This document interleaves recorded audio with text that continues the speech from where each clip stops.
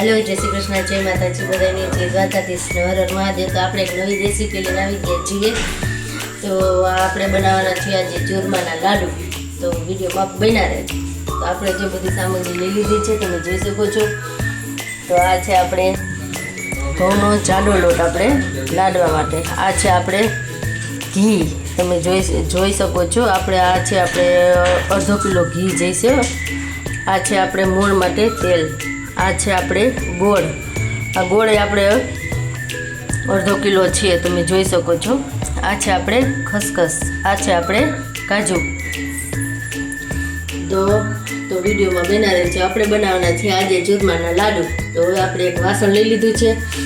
तो आपणे लोट चारवानो छे तमे जोई सको छो।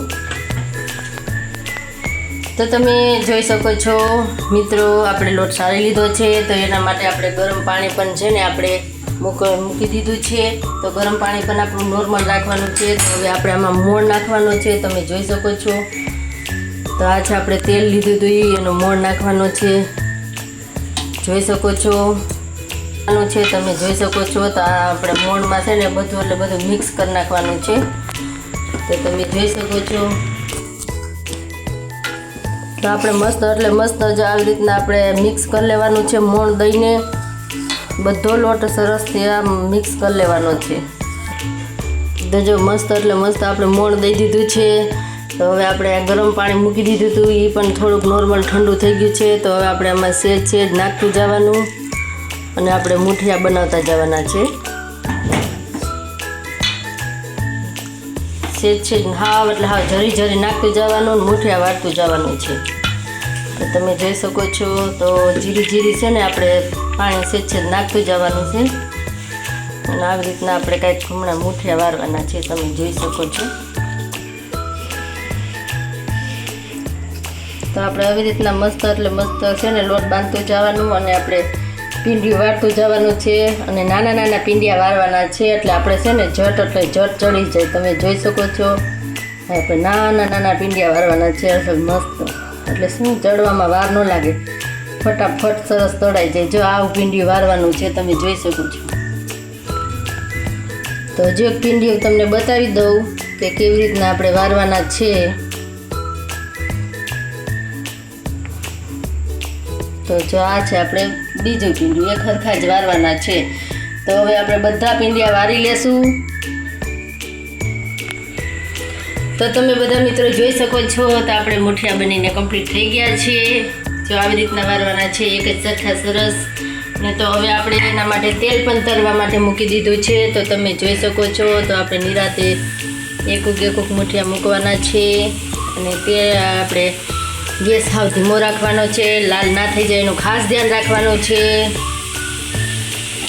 तो आम आपणे समय एटला ज पहेला नाखवाना छे। तो आने सरस एटले सरस आपणे तरी लेवाना छे। तो तमे जोई सको छो। तो हवे आपणे ब्राउन कलरना थवा देवाना छे पींडिया। तो हजी सेज आपणे ब्राउन कलरना थवा देवाना छे ત્યાં સુધી તળવા દેવાના છે। तो आपणे तमे जोई सको छो। जो आपणे मस्त એટલે मस्त आ ब्राउन कलरनो थवा देवाना छे तमे जोई सको छो। तो आपणे जो आ लाल ब्राउन कलरना थवा देवाना छे ताले बी सरस तरवाना छे धीमे तापे। तो એટલા તરાઈ ગયા છે। तो હવે આપણે પાછા પણ નાખી દઈએ તમે જોઈ શકો છો। આપણે સમય એટલામાં નાખવાના છે।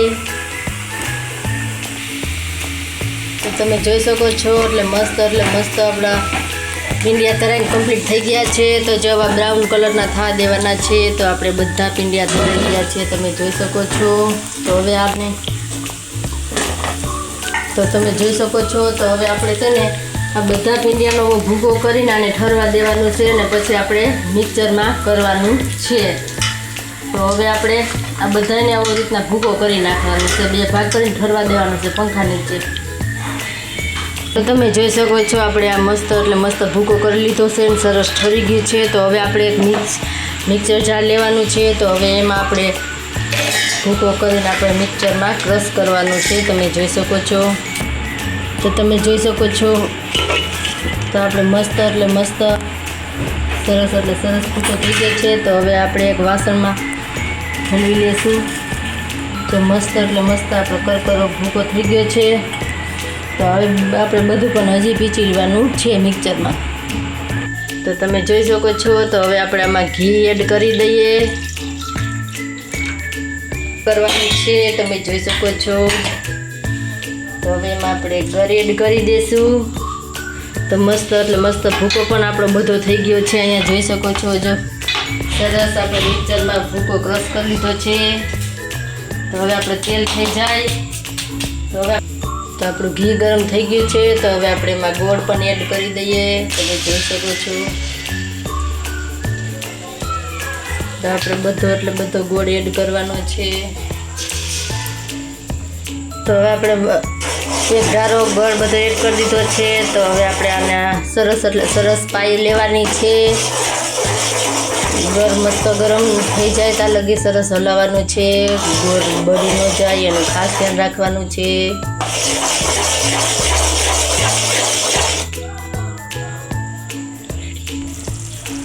તો જો આવી રીતના આપણે ગોળની પાઈ લેવાની છે. તો મસ્ત એટલે મસ્ત થઈ ગયો છે. તો હવે આપણે ગેસ બંધ કરી દઈએ. સરસ એટલે સરસ આપણે ગેસ ઓગળી ગયો છે. અને હવે આપણે તમે જોઈ શકો છો. તો હવે આપણે આ ભૂકો છે એમાં એડ કરી દઈશું.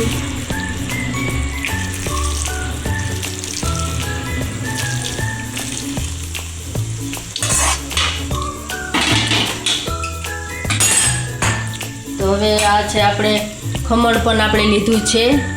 આપણે ત્યારે સામગ્રીમાં બતાવ્યું નહોતું અને તો એ મળ્યું નહોતું. પછી વચારેથી આપણે લઈ આવ્યા હતા એટલે આપણે ખમણ પણ એડ કરી દેવાનું છે. તમે જોઈ શકો છો.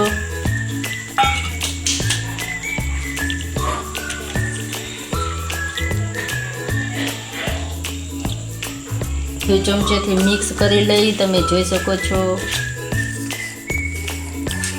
તો આપણે આ મસ્ત એટલે મસ્ત બધું મિક્સ કરી લેવાનું છે. સરસ હાઈ ક્લાસનું અસલનું. પછી આને સેજ એટલે સેજ આપણે ઠરવા દેવાનું છે. એટલે આપણે મસ્ત એટલે મસ્ત આપણા લાડુ બનીને કમ્પ્લીટ થઈ જશે.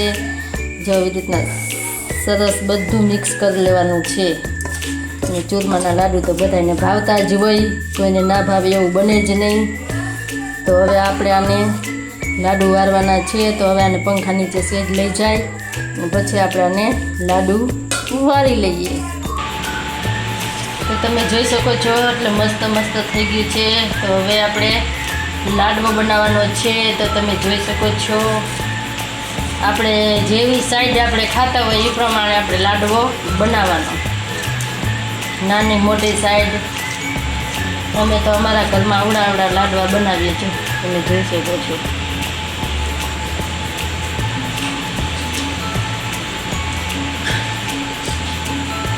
બહુ મોટાઈ નહીં, બહુ નાનાઈ નહીં, બહુ વચગાળાના. તો અમે કાંઈક આવા લાડવા બનાવીએ છીએ. તમે કેવી રીતના બનાવો તો તમે જોઈ શકો છો. જો તો આપણો આ લાડવો અહીંયા મસ્ત કમ્પ્લીટ થઈ ગયો છે. હવે બધા લાડવા આપણે આવી રીતના વારવાના છે. તો આપણે તમે જોઈ શકો છો. આપણે આ લાડવામાં આપણે ખસખસ રાખવાનું છે. તમે જોઈ શકો છો.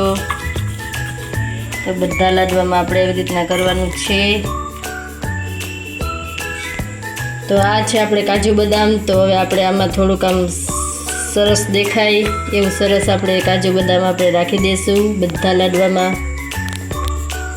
તો આ છે આપણે ચૂરમાના લાડુ કમ્પ્લીટ થઈ ગયા છે. તમે જોઈ શકો છો. જો તાજ મોઢામાં પાણી આવી જાય એવા આપણા ચૂરમાના લાડુ બનીને કમ્પ્લીટ થઈ ગયા છે. બહુ એટલે બહુ મસ્ત આપણે ચૂરમાના લાડુ બની ગયા છે. તમે જોઈ શકો છો. બધાની ઘરે એવા બનતા જ હોય. અમે આવી રીતની સ્ટાઇલમાં બનાવીએ. તમે કેવી રીતના બનાવો કોમેન્ટ બોક્સમાં. તો આ હતા આપણા ચૂરમાના લાડુ. તો આ તમારા ચૂરમાના લાડુનો વિડીયો. તો આ વિડીયો તમને કેવો લાગ્યો? તો આગળ કેવા વિડીયો બનાવવા એ કોમેન્ટ બોક્સમાં કોમેન્ટ કરજો. અને બધાને આપણે લોંગ વિડીયો રોજે 4 વાગે આપણો લોંગ વિડીયો આવી જાય છે. તો બધા મિત્રો મારા વિડીયો જોવે. ખૂબ ખૂબ આભાર તમારો. બધાએ દિલથી ધન્યવાદ માનું છું કે તમે મારા વિડીયો જોવો છો. બહુ સારું કહેવાય. અને આવો નવો સપોર્ટ કરતા રહેજો. તો બધાને માતાજી પણ ખુશ રાખે એવી પ્રાર્થના છે.